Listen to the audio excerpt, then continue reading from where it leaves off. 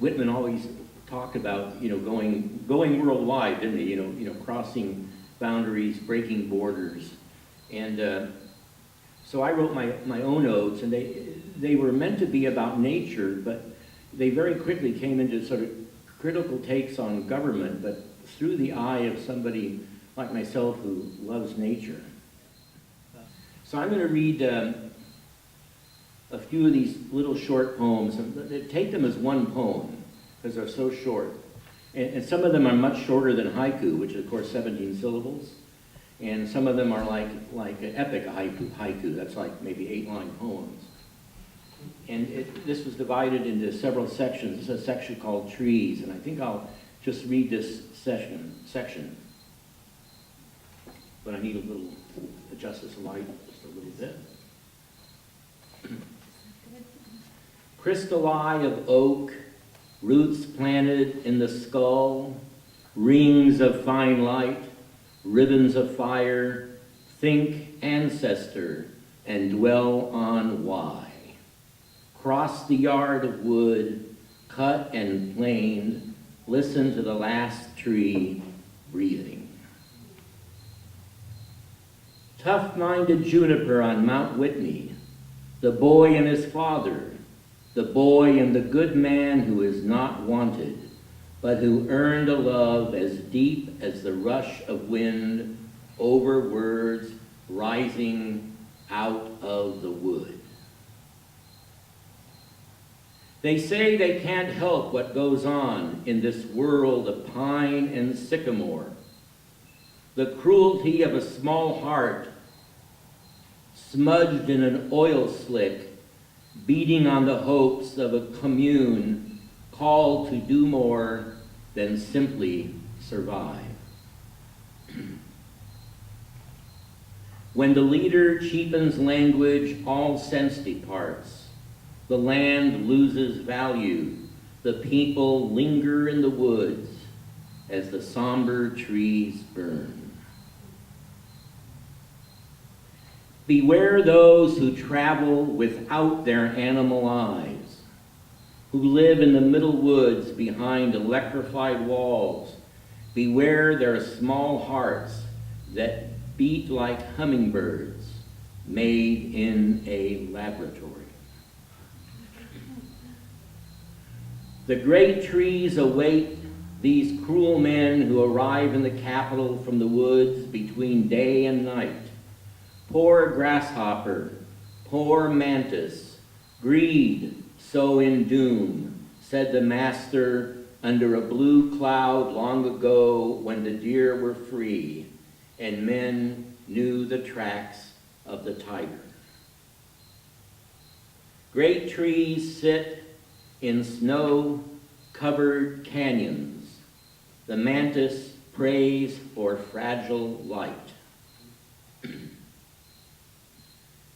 Imagine the cold nights in an ode by Confucius, or in a song from an empire lost in rage, blind to the suffering of the folk, lost to men of power, men who stand taller than the trees, men who own the world, so they say. The dragon is on fire across this western sky. The people see they would swallow the woods and walk between the trees. This is a poem called 1967. So Whitman, for a lot of us, is not only the great poet of democracy and of democratic and libertarian values, but the great poet of love and certainly of homoerotic love. And I think a lot of you know that Emerson praised him, I greet you at the beginning of a great career, for the 1855 edition, but the 1856 edition, Thoreau especially was horrified by Calamus, and so they sort of edged away from him a bit. Sort of the subtle and not so subtle eroticism of those poems. 1967. In the Theosophical living room, we read from a book by Madame Helene Blavatsky. She wore gloves. We ate in the kitchen from a blue bowl and listened to the radio. It could be worse than love. I loved your jade eyes and your thin, strong body, your manner of laughing, how you spoke my poems aloud. Who was he and what did he accomplish? His apple red cheeks, his sculpted lips inviting me in the new century. Pull him from the ether. You must translate the lost feeling, the ease of your love back then and the impossible well. The news is, how do the words fit into your heart? When do we walk upstairs hand in hand as if we had skimmed and gone deeper? Every letter on my tongue I handed to you that early evening, then reached for your long blonde hair, kissed your cheeks, and began slowly to unbutton your shirt. We heard the robins outside in the South Pasadena night. The crowds would be leaving the racetrack, and the robins would trill until they were worn out. I brought you upstairs. The odors of the old house were perfect. No one would be home. They'd gone for several days. Even the mole who rented a room off the kitchen had left. I felt liberated and clear. It was 67. Our war worked its alchemical way into the crevices of the Republic. I thought we would read poems forever and come to find meaning behind every window, that our understanding had grown deeper than the passage of time. I saw only how young we were. You were a year out of high school, and I was a student at Cal State. We visited my old poet friend in Hollywood. He might have guessed at our love. I think he imagined 2 decades later, he whispered, I knew. But this was then, and we were thinking how love could not end. Parading into the commune where you lived, your mother and father, twin spires of salt, gave us a room of our own until we floated off that hillside across the San Fernando Valley. Many nights it did seem like forever as the war tugged at us and the music grew louder. I heard the voice of Constantine Cavafy and held your body close to mine and lay quietly against your smooth skin.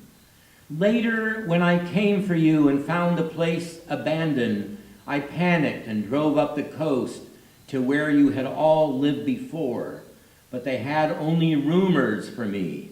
I headed further north, taking side roads, finding enough information to keep going, asking how could he leave me, driving and thinking of the birds and their chords, loud and finally silent, our hands entwined. His parents must have done this to separate us. Something he said to them, or they just had to move on. Or the year had died and I hadn't noticed. Alone, driving north, never going back, driving in a redwood grove, the heavy shadows falling over memory, driving into the rain, I saw my face in the glass of the window, the wipers moving at a fast clip, darkness deepening. I can only cherish the idea that you were looking, or maybe just thinking of me.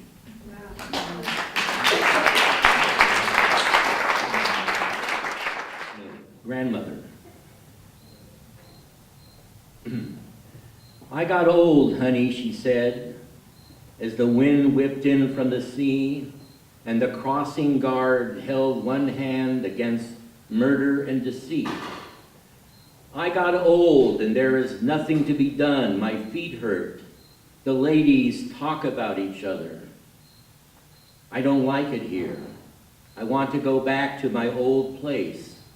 We drove her home to her place by the ocean, as trams ran down from the sun and pieces of death pocked the street corners, and the policeman stood like a prison camp guard against the pilings of Ocean Park Pier. There was a blind man in a three-wheeled cart who sat there for 59 years selling mechanical monkeys. My mother bought one when she was a child, and I had one too that my grandmother bought. I thought of the monkey with hairy red arms and red plastic eyes as I helped her onto the elevator. I got old, honey, she said. My father threw coins to the poor people. He had a mill in Russia, and when it snowed, we wore big coats and played in the drifts. But I got old. I had a hard life. Nobody helped me. Be good to your father. Get married. Have children. And save your money. And then she was in a home out in the valley, first in her own room, then in a shared room. Finally, she lay strapped to a bed in a dormitory. This is your Russian girl who learned her lessons well and dreamed of America, a golden Medina. And here is death and life, darkness, light, the good inclination, and a string of evil beads. This is your son, and here is your daughter-in-law. This is your grandson, your granddaughter, your great-grandchildren. But she had forgotten us and lay there motionless as the wind whipped in from the sea.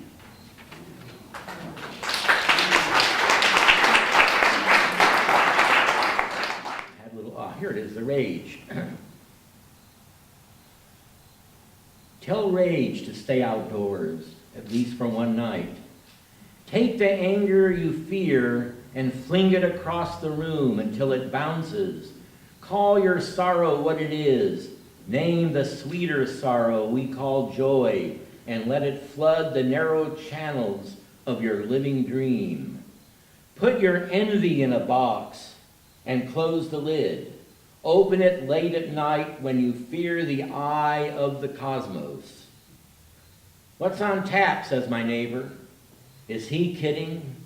Nothing, I mutter under my breath, except the rising tides, the sick ozone, the melting ice, the cancerous tree, the murder of Babylon, the end of America, the beginning of an end with no good end.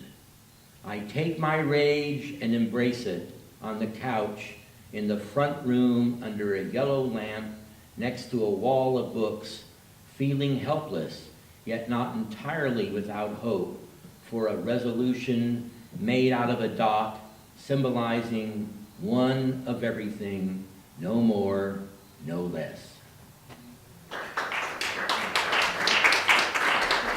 Hey, hey.